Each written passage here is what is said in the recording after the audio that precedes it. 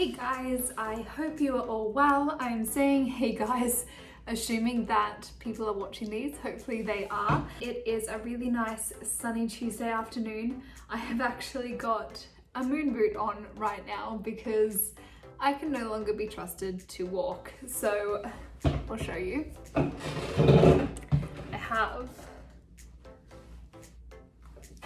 a full-on moon boot, so that's great.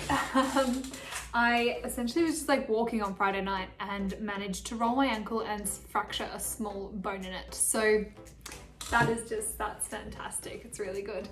But the point of this video today is I am off to hopefully impulse-ish buy a car. Oh my God, I'm so excited. So I've toyed with this idea basically on and off since arriving in Canada in January 2019 because the cars are really cheap here. So you can get them for like less than $5,000 for a fairly decent car. The insurance part is quite expensive, but it's very easy to like drive around BC. Obviously BC is full of like beautiful mountains and lakes and like campsites, like national parks or provincial parks they call them. And so you can just like deck out a car for camping, like a little SUV, and just drive wherever you want and just like camp in the car, like obviously in a designated spot. So that is something that I've thought about doing on and off, and then just like with the cost of it and like insurance and registration, which is basically the same cost as the car overall. And then like, do I park it? Like, am I really gonna drive it in winter if it's like really wet or snowy? Like all these different factors. I just didn't think that I really needed one, but now it's getting into summer in my second year living in Canada, and I'm just noticing that I'm a little bit lazy. Like I really am, like in terms of going away camping for the weekend or like just going to a mountain for a hike or something. I kind of rely on other people. Like I'm not as motivated to just like hire a car by myself or like even we have like car sharing here, like Evo and Car2Go, although Car2Go doesn't exist anymore, but we had these like car sharing apps, and I just always be a little bit apprehensive to like just go and do it myself. I don't know, I think I'm lazy, but I'm thinking with a car that's like decked out for camping, like I literally have no excuse, and it's right there. It's gonna be parked right in front of my apartment, so I can just jump in it and go. And then also I have a few friends as well who would come camping with me, and just having a car makes it a lot easier. Also for trips down to the US, so there's a few national parks like Yellowstone, Antelope Canyon, I think it is, and there's one with arches somewhere. Don't know the names of them, but really excited to go and check those out. And then also like Portland and Seattle are really close, and if you have a car, it's just really easy. So I found a little Ford Escape SUV kind of four-wheel drive thing. So I found it like yesterday, emailed the guy back and forth. It looks pretty good. It sounds like it's in pretty good shape. So I've managed to find a random guy on a Facebook group in Vancouver who is I don't know if he's a mechanic, but since he's been here for a few years, he's like bought and sold 20 different cars and kind of like done them up and fixed them. So he seems to know what he's talking about, and we have like a couple of mutual friends as well. So I figure like he can't be a complete psychopath. So I've got him coming along, and then Maddie Higgins is gonna drive me. And so we're gonna go down to Burnaby. It's like a half-hour drive, and check out the car. And if all goes well, I am going to buy a car today.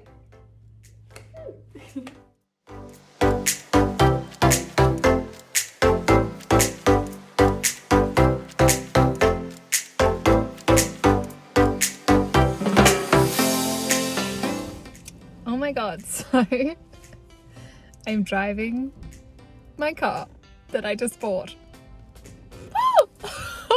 Oh, I have a red rash from my seatbelt. My skin is not used to having a seatbelt on. Oh my goodness, I'm so excited. I've just gotten to the gas station though, and I actually have no idea what a gas station, not petrol here in Canada. I have no idea like what to put in the car. I know it's cheap at the moment, that's all I know, and I know it's gas, which is like petrol in Australia, but like at a 7-Eleven, I have no idea. I don't know if one of these is diesel. I don't know if there's anything different. There's regular, extra, supreme. I don't know. Probably gonna ask for help because I'm that person. Oh my God, I have a car. Woo!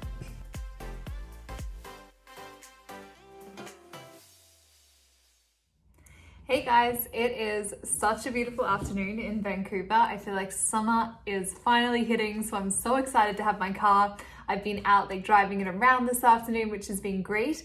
And I've been trying to think of like the best way to finish this video off to really like add value. And I figured maybe just being really transparent and open about the cost of the car and like what you need to actually do to buy a car would be valuable, because I really struggled with that.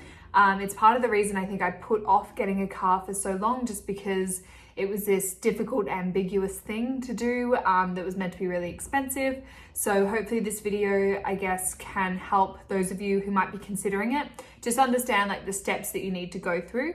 And it's quite funny, like literally the day after I bought my car, 3 different people reached out to me on Instagram and were like, hey, like how do you do it with insurance and registration, and like how much did you pay, and all these different things, and what about the tax? So I think, yeah, definitely people need a little bit of guidance on it, because if you haven't done it in Canada, then you wouldn't really know what to do. So with that in mind, what I'm going to do is explain the different levels of insurance and registration and what you need in BC to get yourself on the road driving.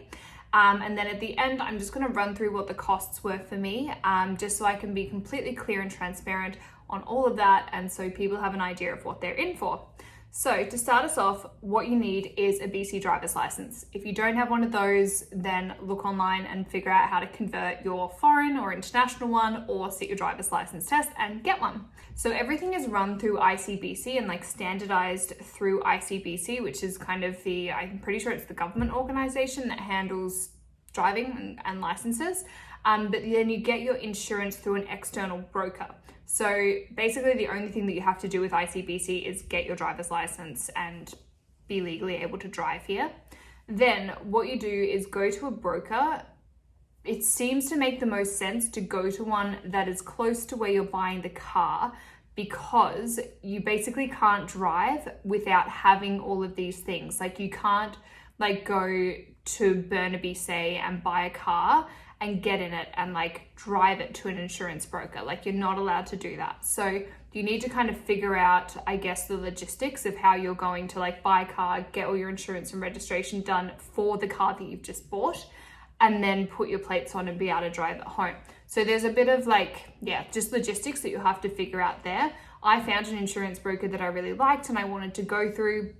But then at the end of the day, when I bought the car, I was like, oh, I need to take it today. Like, what do I do? And there just happened to be an insurance office like a 5-minute drive away. So my friend who had driven me to see the car drove me to the insurance broker place. To start off, you need your basic insurance. So basic insurance is what you need to legally drive on the road. It gives you your plates, it like registers you in your car. It's the only compulsory insurance. So that's like your base level. Then you have 3 optional premiums. So the first optional premium is your collision. So collision only covers you if the crash is your fault. So say you're driving down the road and you run a stoplight, which you should never do, but you do that accidentally, whatever, you hit someone, you've done damage to their car and you've done damage to your car. This collision will only cover the damage to your car. So then we'll move on to what insurance you need for their car. But that means that when you take it to an auto body shop, you can run it through your insurance will pay for it. There's usually a deductible, which is basically the amount that you have to pay to be able to claim your insurance. So that is your collision. I will talk more about that in a second for myself. Then you have your comprehensive. So comprehensive is fire, theft, vandalism, someone breaking into it and doing damage, windshield, and then also animal impact, which I think is probably a big one in Canada, would be in Australia as well.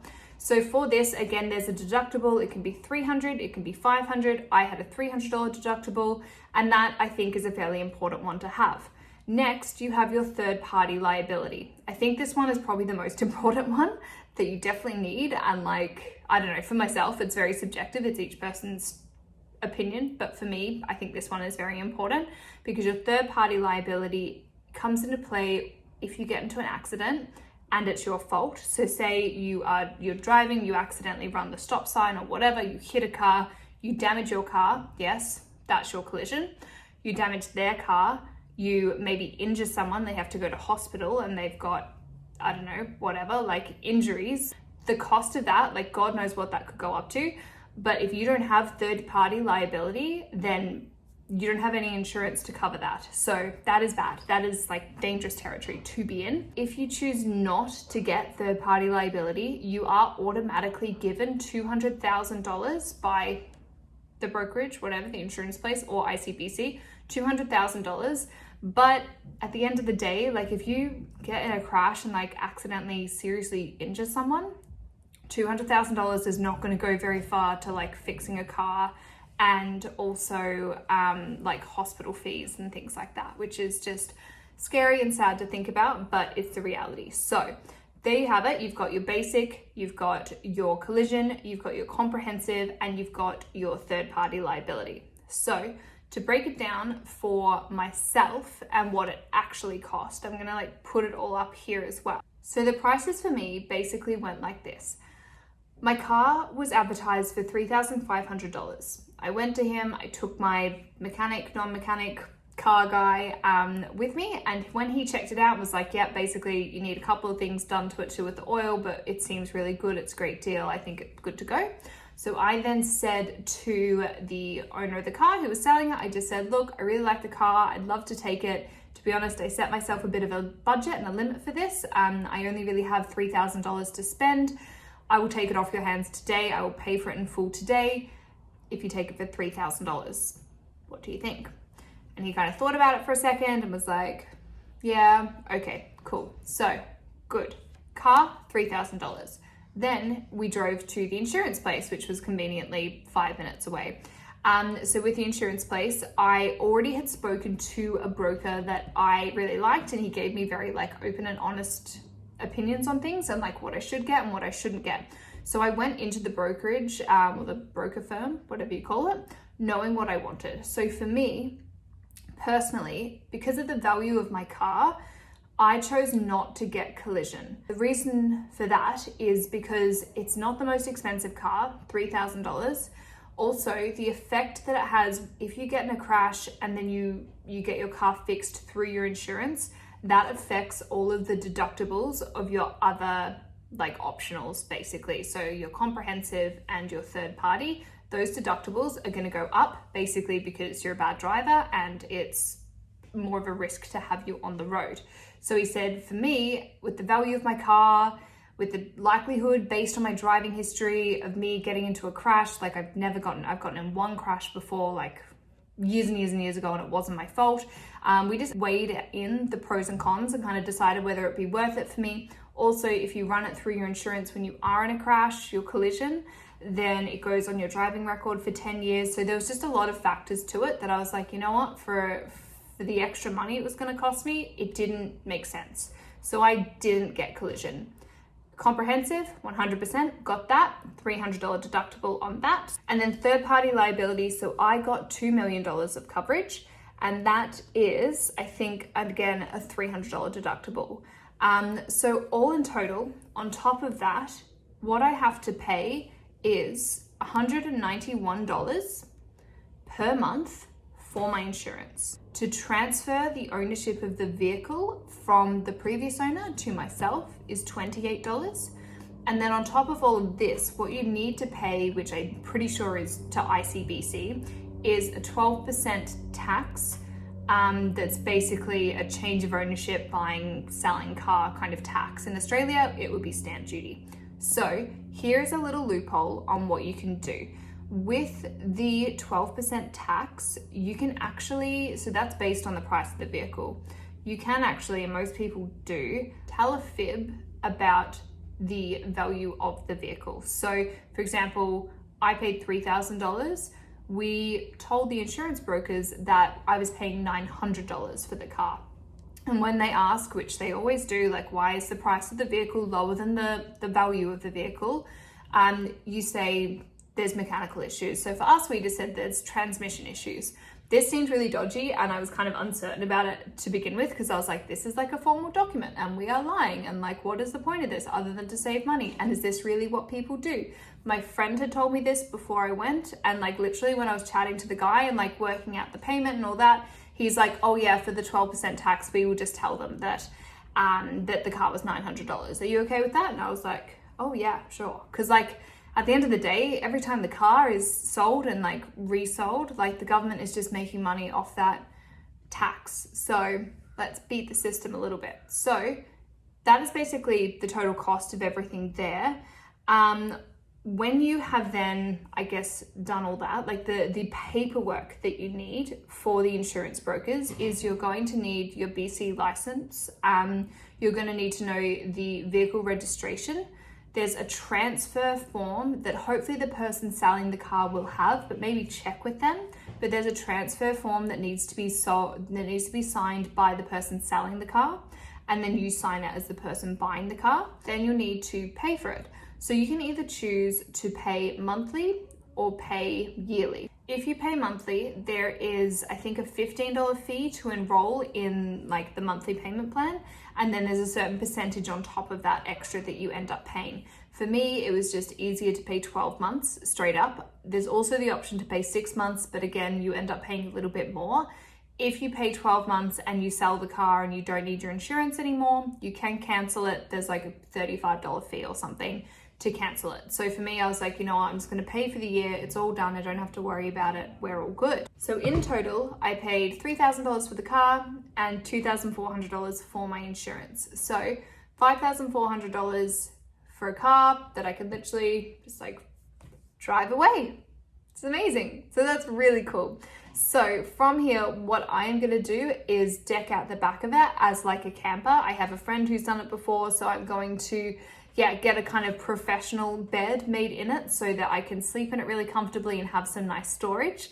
But I hope this video has helped. I hope that the breakdown made sense, and that you have a bit more of an understanding of what you need to do. If you have any questions, please reach out. I'm here to help. I know it's kind of overwhelming and confusing, and if anything wasn't clear in this video, please don't hesitate to send me a comment or find me on Instagram and message me there, because I would just like to help.